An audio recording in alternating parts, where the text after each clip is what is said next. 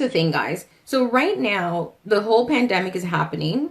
Everyone is stressed out. I'm sure you already know that. You probably people are freaking out. They don't know what to do. They're looking for advice. They're looking for support, but they're also just a little scared and worried, right? And you've probably seen it if you have your clients. They're probably all a little bit. They're going a little crazy. And let me tell you, for this presentation, I didn't do any assumptions because I tell all my clients to start with research, right? So I did the research and I went up in those wedding forums on the Facebook wedding groups with all the brides. Guys, they are worried. They are freaking out, right? So with all of that happening, what I wanted to look at today is how you, as a wedding planner, as an event planner, like what's your place in all of this? How can you adjust your business operations to meet this demand and everything that's happening, as well as how should you actually be proceeding? Like, how should you be operating? And at the same time, when this is all over, things are going to change a little bit. So how can you pivot your business to meet that? And I added some bonus things. So you want to pay attention to that one. You want to stick around till the end because I actually provided some alternate revenue sources an option that you all need to look into, right? If you really want to ensure that your business is in a good place after this all ends. So let me start it up, guys. So here's the thing though. One of the things with all of this happening is that weddings are still happening. Well, weddings, they might not be happening on the same scale, but I've been in those groups. People are still getting married. Now, of course, their engagements didn't go away. So yes, the pandemic is happening. Yes, everybody's going crazy, but people are still engaged. Same with the party planning, right?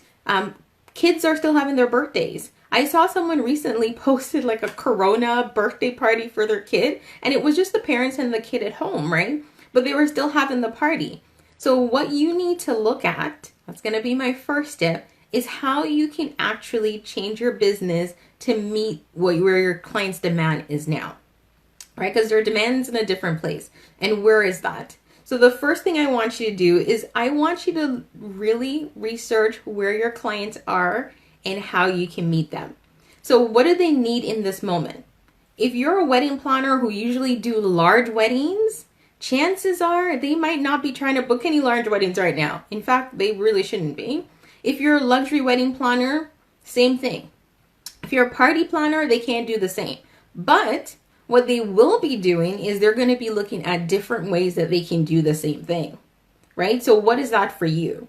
For the wedding planners, it's going to be scaling things back. So if you were doing larger weddings before, you're going to have to look at how you can scale things back for your client. And guys, please pay attention to the words I'm using. I'm saying scaling back, not cut prices.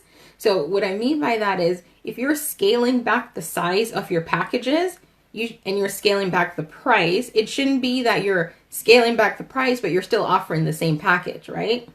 That just messes with your whole branding, your delivery, everything, right? So think about how you can repackage and scale back to meet them where they are. So for wedding planners, it might just be more micro weddings, more elopements, right? More just smaller weddings.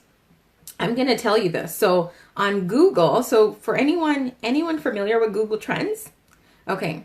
Now, I'm the only dork on here because, as I said, I am a digital marketer who is in the wedding industry. But so for Google Trends from March, not 17th, 11th? I think from March 11th to today, the number of searches for elopement and elopement packages have increased by 11%. Now, 11% might not seem a lot to you, but think about the amount of people, the millions of people who are searching in Google every day, right? That 11% is actually a big jump. So they're still getting married, but they're now out there searching for elopement and elopement packages. So how can you take advantage of that? Right? So I saw someone said, so Mayan, I hope I'm saying your name correctly, says she's doing micro wedding packages. So the other thing is that for the party planners, you might want to look at how you can package your services into something you can drop off, right? So maybe before you offered kids' birthday parties, you probably won't be able to go in and do the big fancy backdrop and all the themes and the animals and the full candy table, but you could do a scaled down version. So maybe you can offer kind of a birthday in a box package where you can drop off all the items and instruct them how to do that. Oh, look at this. So Pamela is like, she's now offering virtual weddings, right? That's another option. You can look at your virtual weddings and how you can take advantage of all of that. But the key to this, how do I like this? I love this, Pamela.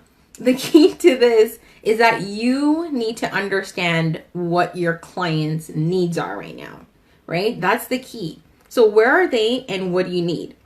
I've seen, actually, I'll give you this example. So someone actually I saw was doing these, so what she did was, what do you call them? The backdrops? Do you know the actual like octagon or circle with the flowers on it? So she did the package, and all she included was the backdrop, some floral arrangements, and then she dropped it off, and the person got married with their officiant. She wasn't involved. She left before the couple showed up. So maybe that's something you can look into offering now, because I still see people getting married, right? So look into that and how you can pivot to meet those demands. Now, whether that's smaller wedding, smaller packages, smaller cakes, right? The key is to downsize to meet them. Don't discount, right? So believe me, guys, I've been on the internet. I've been seeing people doing this. I see people who are now offering their full wedding service packages for like 50% of the price. Now, I get it. People are losing their jobs. Things are changing. The amount of income in the households might not be the same. But when you start cutting your packages, how do you come back from that? So if you take your full service wedding package that you had for, let's say, $5,000 and you now start offering it for $2,000, when all of this is over, how do you go back to a bride and be like, no, I'm sorry, that was just the pandemic price. It's still like $5,000, right? So scale it back, right? So if you want to offer for $2,000, that's fine, but offer for $2,000 would be like, here's the items we can include. It's just going to be 10 of the like 30 items rather than the full package, right? So look at it that way.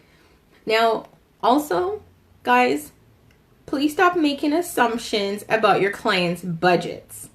I just want to point this out. Yes, people are losing their jobs. Yes, a lot of people's household incomes are going down, right? Because we've seen it, like unemployment, and guys, I'm in Canada. It's pretty much the same as in the US, except at the same time, don't make assumptions about their budget, right? Let them tell you what they can afford or what their comfort zone is, but don't assume that people are not able to pay a price. Because let me tell you, people are still calling around and booking, right? According to these forums, people are still calling around. Venues have canceled on them. They're still calling to try to find alternative venues to book. And they wouldn't be doing that if they didn't have the funds, right? So please. So that's my first tip. You need to understand where your clients are and pivot your business to meet them there. The second thing is, guys, I really want you to streamline your businesses. This is the time more than ever to streamline your business and streamline your processes. And what do I mean by that? Well, you remember all those things in 2019? You're like, oh, I should really do this for my business. Or you scrolled by on Instagram and you saw somebody else had posted something. You're like, oh, that looks pretty neat. I should do that for my business. Now is the time to do that when you're not booking clients consistently, right? And more than ever, if there's something that should be online in your business, get it online. I cannot tell you how many businesses in my area. So there's a salon. It's like down the street from me. She sells these curly hair products, and I wanted these curly hair products, but she's closed, right? So was I able to go on her website and order the products? No. I had to call her. I had to leave a voicemail. She comes in once a week, so now I have to wait until Friday. Your process should not be that. This is the time to get everything online, right? So I really want you to think through everything from the first contact you have with a client to the time when they booked you. What is that process like and how can you streamline it, right? And I'm going to give you some examples. So do you have an automated lead collection system in place, right? Do you have a free download on your website? Do you have a mail-in list? Does it connect to things, right? Do you have an electronic template for your proposals, for your brochures? Like, do you have all of those stuff online? If not, time is now to get it done. Do you have your email templates for following up, for booking, for sending people your information? Do you have an electronic consultation booking link? And does it link to an updated calendar? Because I've seen some of your booking links and I'm clicking through and it's linking me to previous years. Yes, it's happened. I've seen it. And I actually should have screenshotted and sent to my clients because that's how I show them how I'm like, this is the things I don't want to happen on your websites, right? Do you have an online payment system in place? Can clients pay your invoices online? Is your online payment automated where you put in a date and it just sends the invoice to the client, they can pay it and you don't have to intervene? Those are the things you need to use this time to get in place. And guys, I feel like this goes without saying, can people actually find you online? Can people find you? Like, do you have your website up? Are your social media accounts linked into your website? Can clients find your actual website? Check all these things out and put them in place.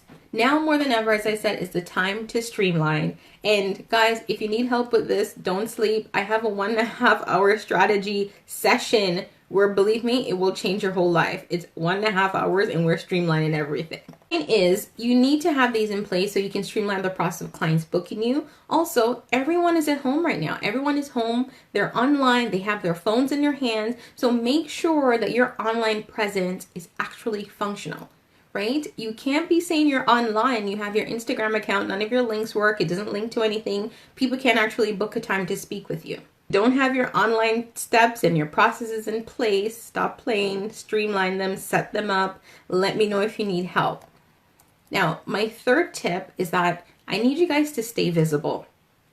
Now, this is one that I think has been a hit and miss for some people because they're not sure, right? You're like, should I be posting during COVID? People are losing their jobs. All these craziness is happening. People are passing away. People are sick. Should I still be posting about weddings?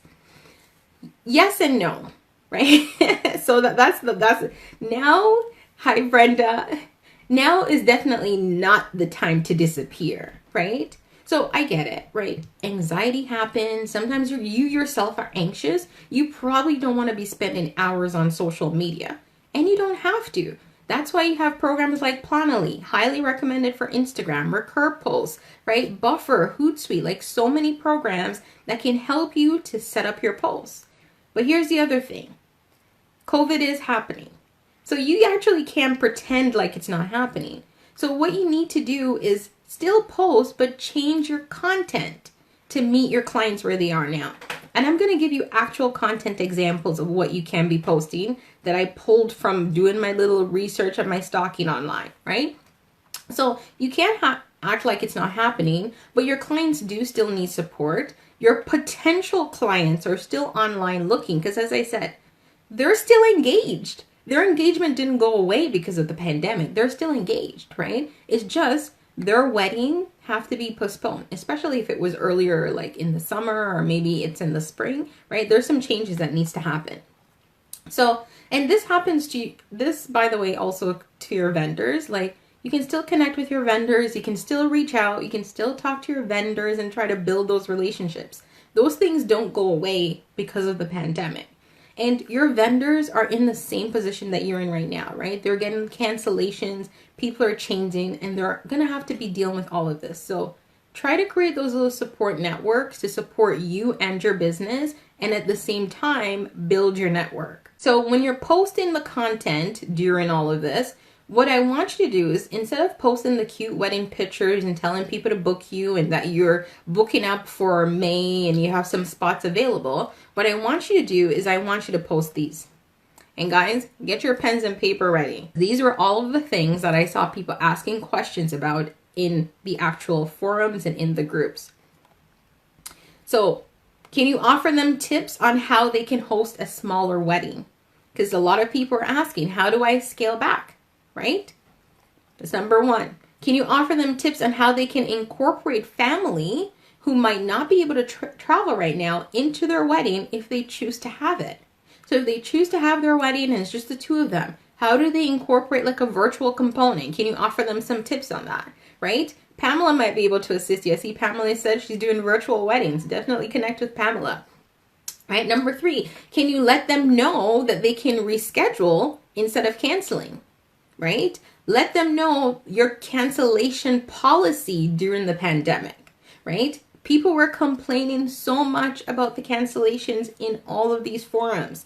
So here are some things you can touch on. Are you still taking deposits if they book you right now? Are you charging a fee to cancel if they have to make a change? Are you withholding those deposits? So if you take the deposits, are you withholding them? Are they now non-refundable? So if they book you for October and this thing extends beyond that, what is that going to be like? Because that might make the difference between someone actually hiring you, right? And how has your cancellation policy changed as a result of the pandemic? How are you supporting them? These are things you can share on social media, guys, on the blogs. These are things you can share with your clients. And I'm going on. I have more. Keep those pens and papers out. Tell them how they can actually connect with you virtually. Are you offering free consultations during the time, or is your business also closed like everywhere else? Can they book your consultation online? If they just have a question because they're panicking and freaking out because their venue just canceled and they don't know what to do, can they just set up a call with you? Let them know this, right? People will have these questions, but no one might not reach out to you and say this, right? So that's why you need to figure out what they need and give it to them. Because they might not come to you and say, hey, Katina, I'm freaking out. Can I set up a time with you, right? So you have to provide that. The other thing, can you offer them tips on how they can still have certain aspects of their wedding with everything that's going on? For example, if they're going to get like dress fittings, right? Let's say, I don't know, you have a dress shop that's open, but you can only come in with yourself and your mom. Is there a way they can record that? Can they record that session, maybe get it edited, send it around to their family so everyone can still be a part of that fitting, right? Because your family and friends can no longer come and attend, right? Share those tips with your clients. And I have more, guys. Keep those pens and papers out. I told you I did the research. So you need to also offer them tips, right? When is a good date to book? So with everything going on and things are canceling, what do you recommend as good dates to book? Should they still try to book in the summer? Is it best to book for the fall? Like, what do you recommend to be safe? And are you available for fall weddings, right? Should they be booking now anyway? Since when everything is back to normal, chances are everybody's going to be rushing to do everything at once. So all the vendors, wedding planners, and all the places are probably going to get a rush of demand. Or maybe not. Maybe people won't have any money, so they won't be getting a rush. But I bet you the venue still will at least, but you can too, but offer them that information. I talked about scaling back, right? But what does that include? Like, what are some scale back options that you can suggest to your clients? And again, notice I'm saying scaling back, not lower price, right? Try to keep pricing out of your messaging if you don't want clients to focus on pricing and budget, and just focus on what you're offering and the value, right? But what are some scale back options for weddings, for engagement photos? Okay, I won't even say honeymoon right now because we're not going anywhere. For date nights, for proposals at home. I just saw someone actually propose because they were supposed to do it on a vacation, but they can't go anywhere. So he proposed anyways, right? So what are those options? For people right now, there are people who are struggling to get marriage license, right? Because a lot of the offices are closed. What do you recommend? What are some options? Like, do you know of someone who is able, like, what do you know? What advice can you offer to help address these questions? Here's a big one. Pay attention to this one. So a lot of people are having to reschedule. What are some tips that you can offer for notifying guests of the wedding day changes, right? Should they do this by email? Should they purchase postponement cards? Where can they find these cards? Are they on Etsy, on Minted? Where can they find them? What are some of your favorites? Share the designs. What do they look like? These are questions. This was actually a really popular one in one of the wedding groups I went into. People are asking all about these postponement cards. And by the way, I went on Etsy. They have some cute ones. Share them out. Put together a blog post, throw it up on your blog. Share little images on your Instagram and share them out and let people see what those are, right? And the final one I have for you is post content that builds relationship with your clients and vendors. And what I mean by that is post your vendor appreciation posts. If you've worked with some of these vendors for years, they're losing business right now. Show them that you appreciate them for just that relationship that you've built. But this is also a way that clients can know about new options, other vendors, right? That they can see and that they can meet at this time. Because let's be honest, as I said, cancellations are driving everyone insane right now. There are places holding back people's deposits, right? And they're holding back your deposit. They're not giving you any options. What are some things that you can do to address this? Do you have preferred venues that you know that's taking bookings right now? I get it that people are worried right now, but as I said, it's not about stopping. It's about changing your content. Guys, I can speak for myself. Like for April, it was the beginning of Q2. As you guys know, I'm all about helping people get found online, market their business so they can get booked. And all of my posts in April was focused on that, right? It was focused on your marketing and your content and how to secure this bag so you can get the money. But with everything happening, I understand that that's not top of mind for people. So I pivoted my content. I shared a lot of the things that were concerning for me, right? I had plans, I had vacation, I wanted to travel. This was not on my vision board, right? So I changed my content to meet that. I didn't just keep posting and start pretending like COVID wasn't happening. I gave you a couple of options, so you can't tell me you have nothing to post on social media, right? Go in the forums like I did, look at what people were complaining about, think about how you can rejig your content. What I want to talk about now is how to diversify your actual income. Because things are changing, and I know this is just my opinion, by the way, but I think when this is all over, we might go back to normal, but we might not, right? Because so many people have gotten laid off. As I said, a lot of households are now one income. That could even go even lower, right? So things are definitely changing. So what I want to look at are some areas in which you can actually set your business up for success or change how you do things so that you have revenue coming from different places. And I want to highlight some of them. So of course, the first one I already covered, which was looking at how you can rejig your current offerings, right? So how you can repackage them, scale them back, just do different things to make sure that that's happening. Number two, to diversify, create a product, right? Look into what you're able to create. What are your skills, right? Are you able to create decor items, invitations, some seed-in charts? Like what can you create and how can you package that up and sell it on a platform like Etsy? Now, here's the thing. Sometimes when we think about what we can create, nothing immediately jumps to mind, but here's a little trick to how you can fix that. Think about every time you've given someone something, whether it's a gift or you did something for an event, and someone said like, oh my God, you know, Leela, I can't believe you created that. It's so amazing. If that's something you can create over and over again and create as an item that you can sell, you've got a product, right? So think about that as one option of diversifying your income. Go on Etsy and even just look around and see what other people are selling. So many like wedding decor items come from Etsy. How can you take advantage of that and create something that's beyond just your event planning right now? Because when, let's say all of this ends and we go into some form of a recession, if your income goes down, you want other options, right? And people are still going to be ordering wedding decor items.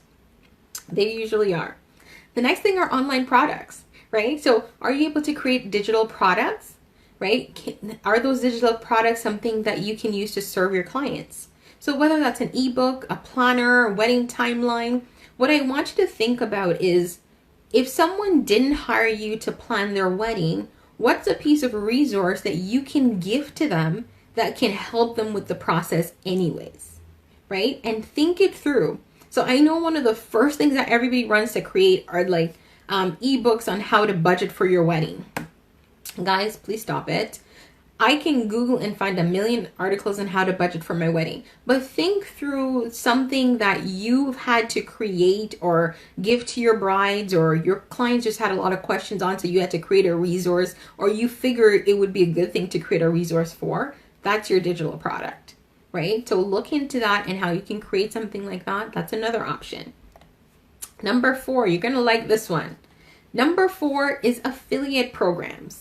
Guys, I love affiliate programs personally because when I started years ago doing my digital marketing, I actually started and I would add products that I use. So affiliate programs, essentially you promote somebody else's product or something and you get a commission or a percentage when someone purchases.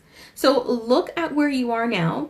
Look at the vendors that you work with. Do any of your vendors have an affiliate program? Do they? Then sign up for those programs. If any of your vendors have an affiliate program, that is the first step. That's your easiest entryway. Sign up for those programs.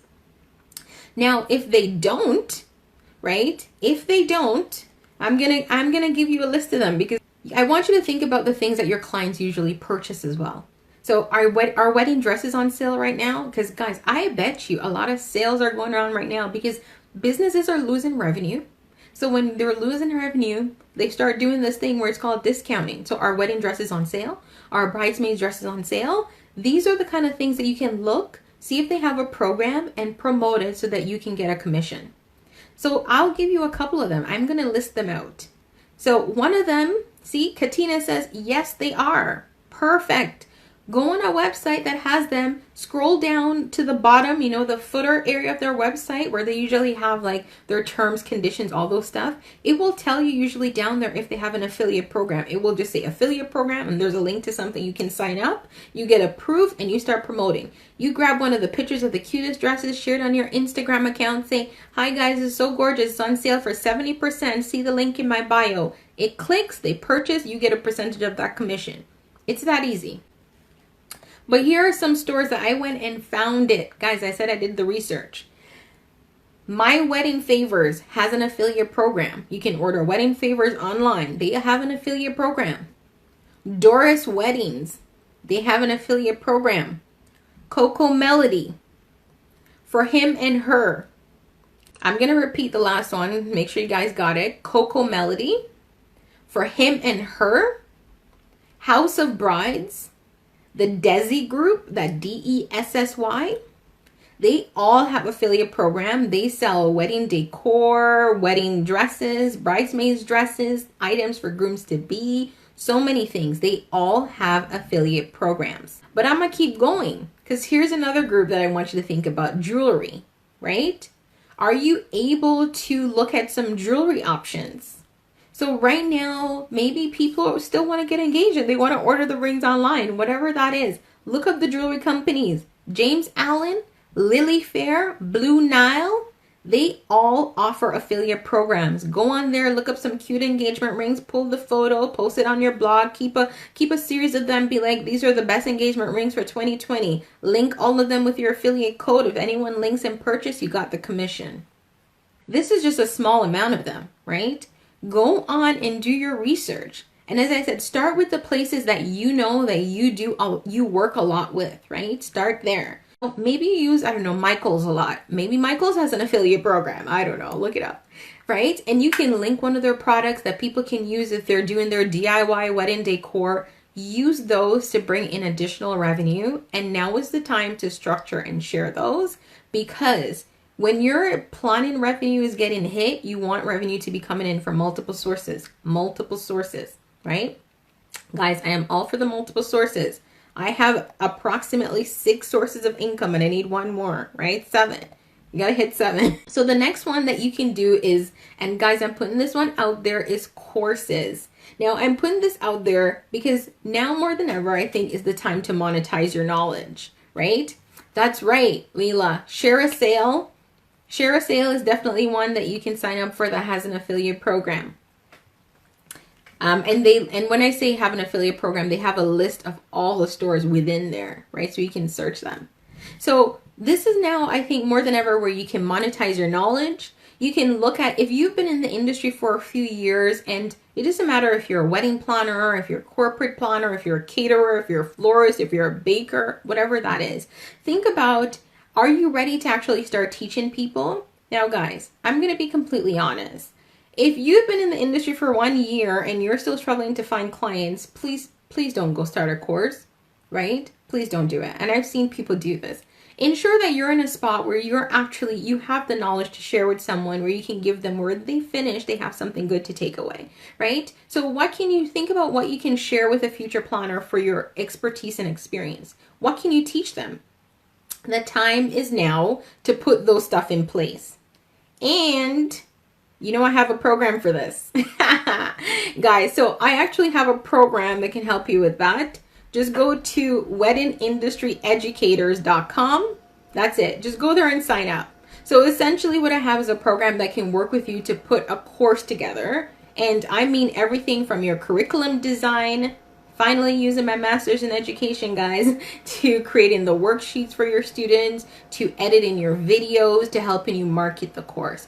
Definitely, if it's something you're looking at, go check it out. weddingindustryeducators.com. But all you need really is to just come up with an idea of what you can provide to someone where you can teach them, right? Okay, drop in the name again for Katina. weddingindustryeducators.com. Right? So Wedding Industry Educators. Okay, Brenda says, repeat that please. weddingindustryeducators.com. And even if you miss the S and just put wedding industry educator, you still get it. The thing about that program is, so it's actually not a course. It's not a course. I actually work with you one-on-one, and we are putting together your course. So we're setting up your tech. We're getting your content ready. All you need to do is record the videos. Even the videos, you record them, we edit them, right? Everything is done for you. And after that, you're just marketing your course. That's your responsibility, right? But you do need to have some sort of course idea, and we help you flesh that out and design your curriculum to ensure that what you're providing gives people something from A to Z, right? Because have you guys ever signed up for any of those courses where you sign up and you go through the course and you're wondering what this is? Yeah. That's usually when they don't have a curriculum in place, right? They just put something together and just slapped it together. Number 6, this is the 6th revenue source I'm going to give you, is workshops, right? So workshops, are you able to host a virtual workshop or an in-person workshop, whether that's for brides-to-be, parents, something, right? What I want you to think through is there something you can show people how to create? Right? So I know this is one that I've talked about before, where I said, show people how to create something. Maybe you have a workshop where you show people how to put together floral arrangements or centerpieces, right? Look at all those little Pinterest tutorials, right? And how you can create something like that. Now, of course, the in-person workshop is for after all of this. The virtual workshop you can do even now, but that's definitely something you can put together, host the workshop, and that's not you planning, but that's you teaching, right? So that's 6 different revenue options. I'm gonna recap them, right? Repackaging, creating a product, like a physical product you can sell on a platform like Etsy, doing an online product, right? Something that you know that even if someone don't hire you to plan their weddings, they will still need, that will assist them in the process. Affiliate programs, and I list a few of them for you. Courses, and I dropped my wedding industry educators website.com, as well as workshops, like in-person workshops, virtual workshops, right? Just think about how you can monetize your skills. Thanks guys, and bye for now.